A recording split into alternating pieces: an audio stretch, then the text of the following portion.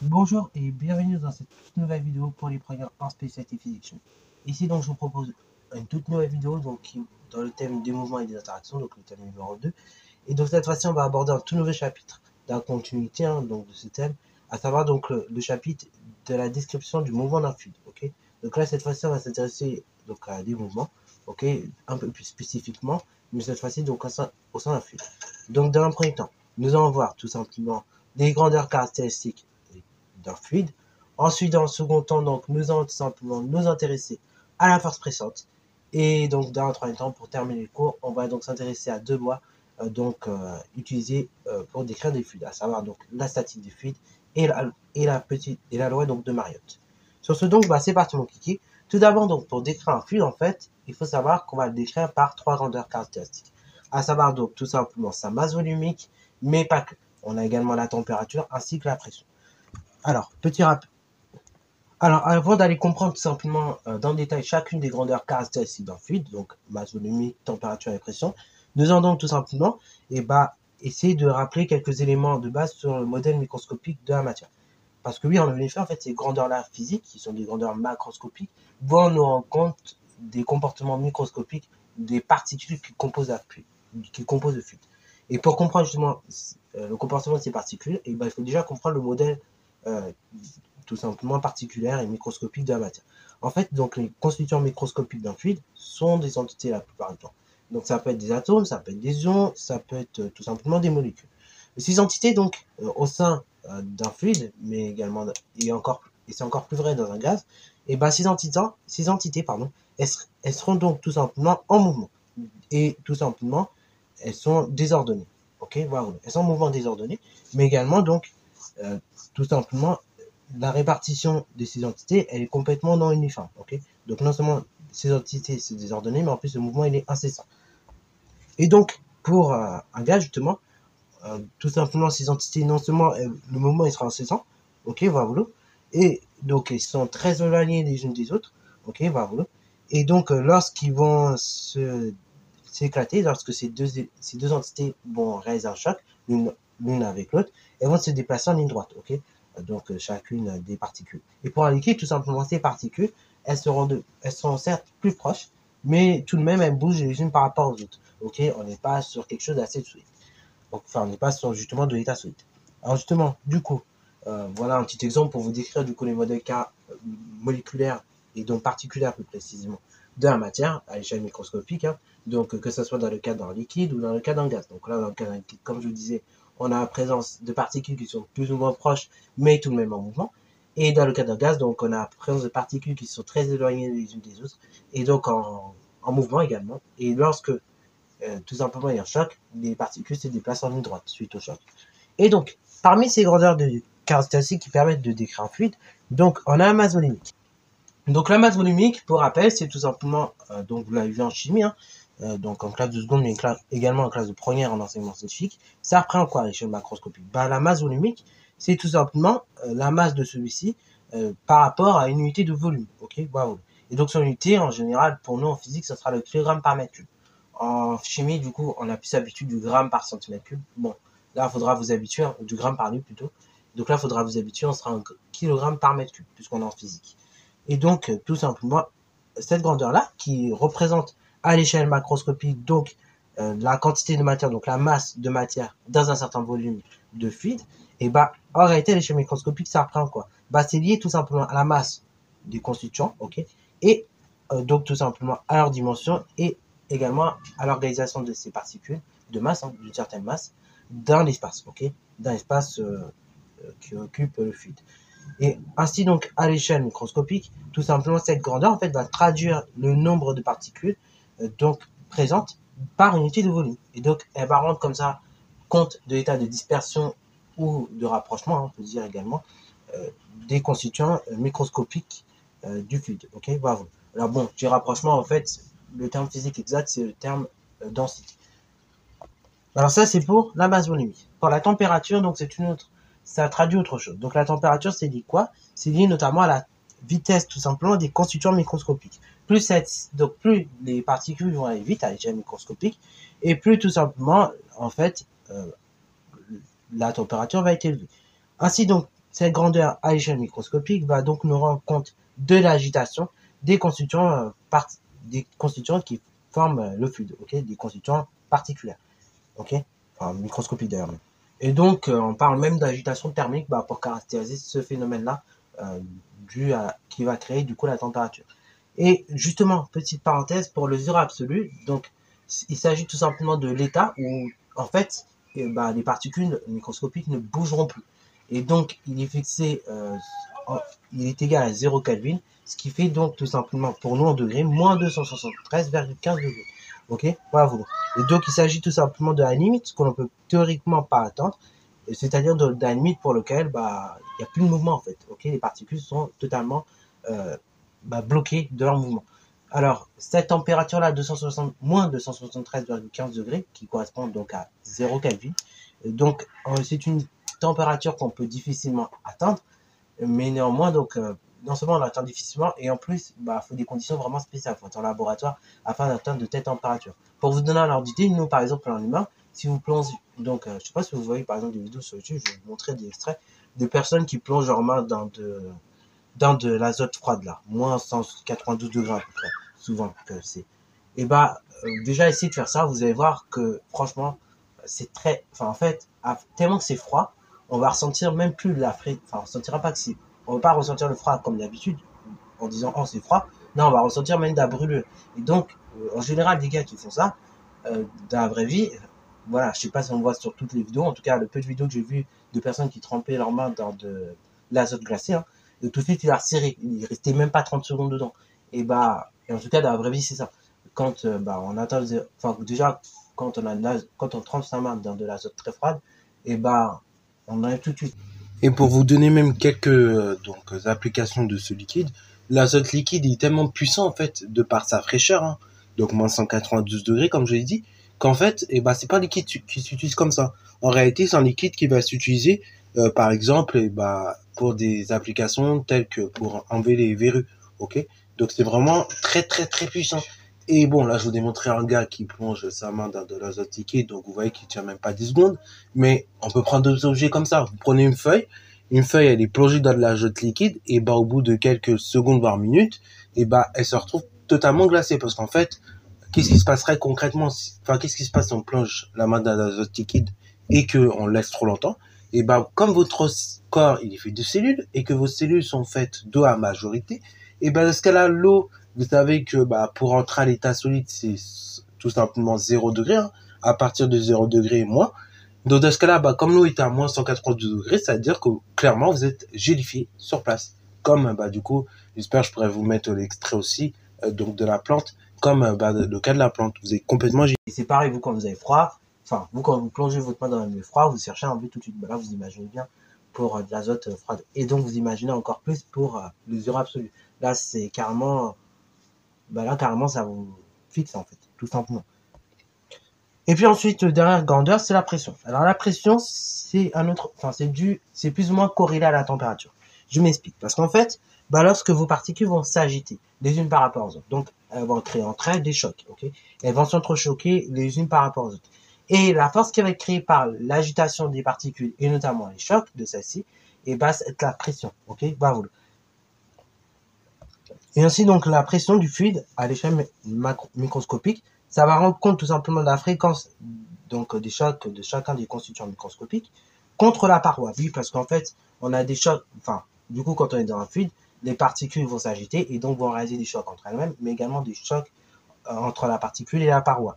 Et donc, du coup, plus la fréquence de ces chocs elle va être élevée, et plus la pression exercée va être grande. Dans le cas général, donc cette pression elle va être exprimée en pascal, mais on peut trouver d'autres unités, comme l'hectopascal, qui sont plus utilisées, notamment pour tout simplement la pression atmosphérique, qui vaut 13 hectopascal, mais si on la convertissait en pascal, on trouverait une valeur 100 fois plus grande, ok. Ça fait donc 100 à 1300 pascal. Mais également, donc, par exemple, quand vous gonflez vos pneus, on utilise le bar. Donc là, Et tel que tout simplement un bar est égal donc 1000 hectopascal. ok, bravo. Et même si je veux être précis, donc un bar, c'est même tout simplement aurait été 100 000 pascal. Alors donc, justement, la pression, c'est bien sympa. Mais donc, cette notion de pression va pouvoir nous permettre maintenant d'introduire une nouvelle force, à savoir donc la force pressante. Et donc, vous allez me dire, mais qu'est-ce que c'est que ça, en fait, cette nouvelle force? Et ben, il s'agit tout simplement de la force qui va modéliser l'action mécanique exercée par un fluide contre la paroi. Vous vous souvenez quand tout à l'heure, vous avez raconté que tout simplement, un fluide, donc plus précisément les particules d'un fluide, et ben, elles vont s'agiter. Et donc, elles vont s'agiter, elles vont créer des chocs entre tout simplement le fluide et il va y avoir des chocs comme ça entre le fluide et la paroi, mais également entre les constituants du fluide elles-mêmes. Ok. Et donc, ainsi, ça crée une force qu'on appelle la pression. Et donc, ici, tout simplement, attention à ne pas confondre avec la force pressante, parce qu'en fait, tout simplement, ici, on va prendre un fluide et on va tout simplement le positionner par rapport à une paroi. Et donc, ce fluide par rapport à ces parois, il va exercer une certaine force qu'on appelle la force pressante. Ok. Donc, au niveau des caractéristiques, hein, donc de cette force pressante sur une surface, hein, là je précise, elle s'appliquera toujours sur une surface, c'est quoi? Du coup, la direction, ça va être perpendiculaire à la surface pressée, voilà, comme vous pouvez le voir d'ailleurs sur l'image de droite, voilà, ce sera toujours perpendiculaire à sa surface pressée. Ensuite, donc, la direction, enfin le sens du coup, ce sera tout simplement du fluide vers la surface pressée. Donc là, du coup, le fluide est à l'intérieur du ballon, et on va de l'intérieur vers l'extérieur du ballon, ok, vers la surface vraiment qui est pressée. Et enfin, donc la norme, celle-ci, elle est définie par la relation suivante. F est égal pression fois surface. Ok, bravo. Donc avec F, la force pression, donc en Newton. P, donc la pression tout simplement en pascal. Et donc S, la surface, donc en mètre carré. Ok, bravo. Et ainsi, donc, la pression, on peut la définir d'une autre manière, comme étant tout simplement des newtons par mètre carré. Ok, puisque la pression, on peut l'écrire comme le rapport entre la force pressante, donc en newton, divisé par une surface en mètre carré. Donc on a bien des newtons par mètre carré, par conséquent. Donc 1 pascal, c'est également égal à 1 newton mètre carré. Donc là, du coup, vous comprenez un petit peu mieux pourquoi, parfois, quand on parle de pascal, on a des newtons par mètre carré qui s'installent. Ok, parce que du coup, c'est lié en fait, tout simplement par cette fameuse relation.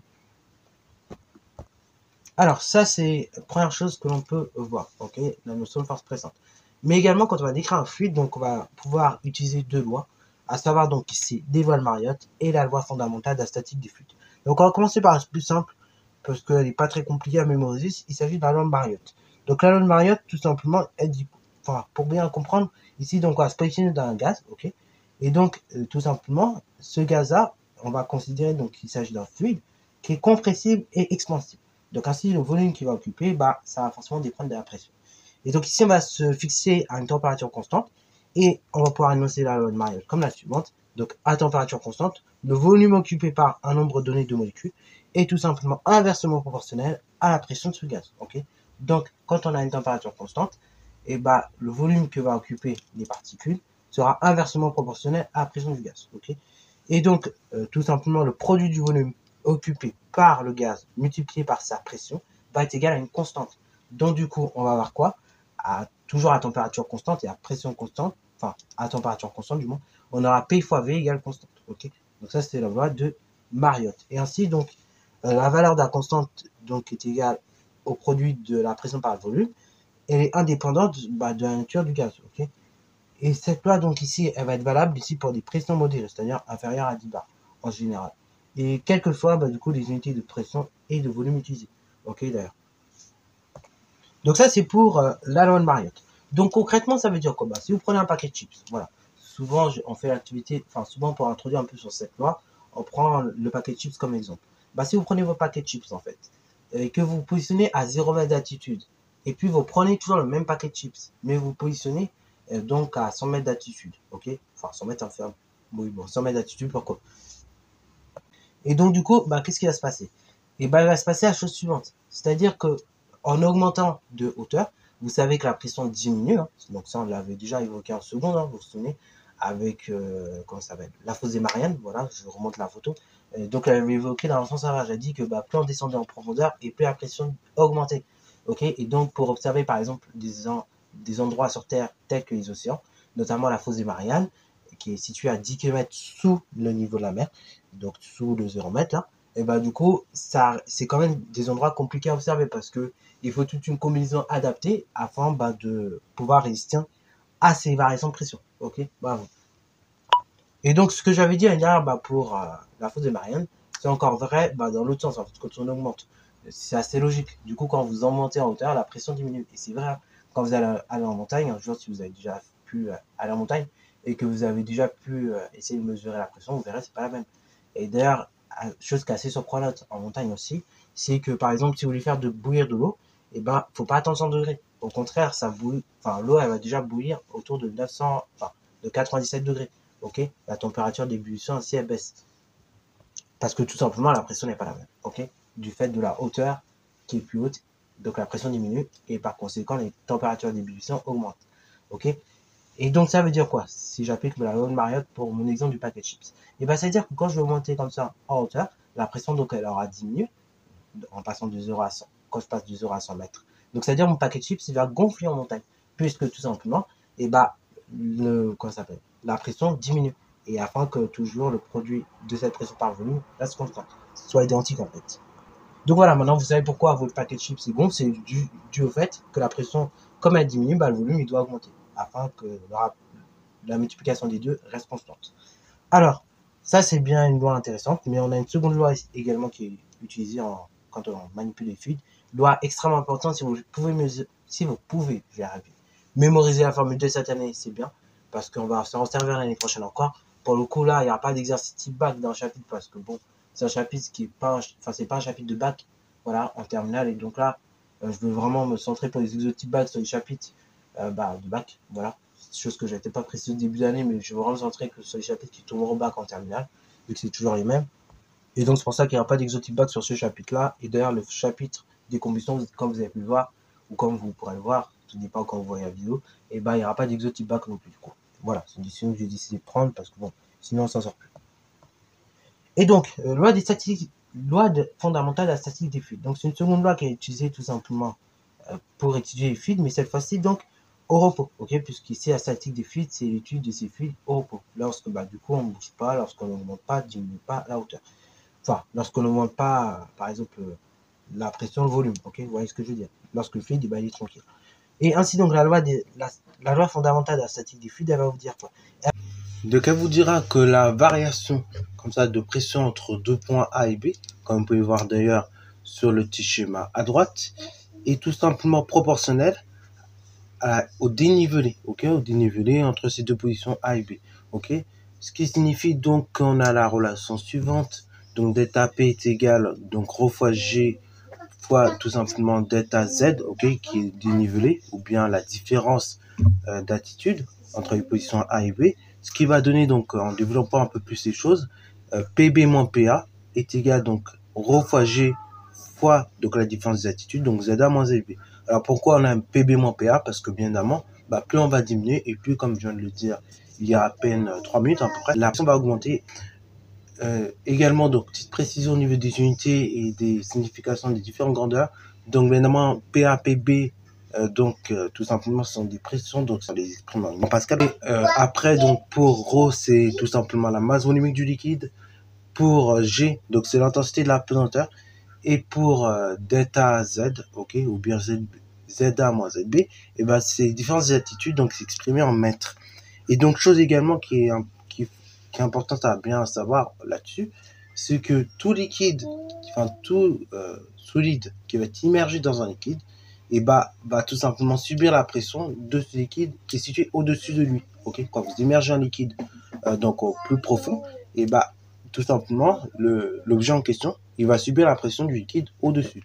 Ok, voilà. Ça c'est première des choses. Et deuxième des choses, en conséquence que l'on peut déduire de la loi de la statique des fluides, c'est que si du coup les positions Z bas, les attitudes YA et YB, ou ZA, Y et ZB sont égales, et tout simplement la différence de pression est nulle, et donc tout simplement on est à la même pression. Voilà, donc la pression pour un même poids horizontal par contre ne va pas varier.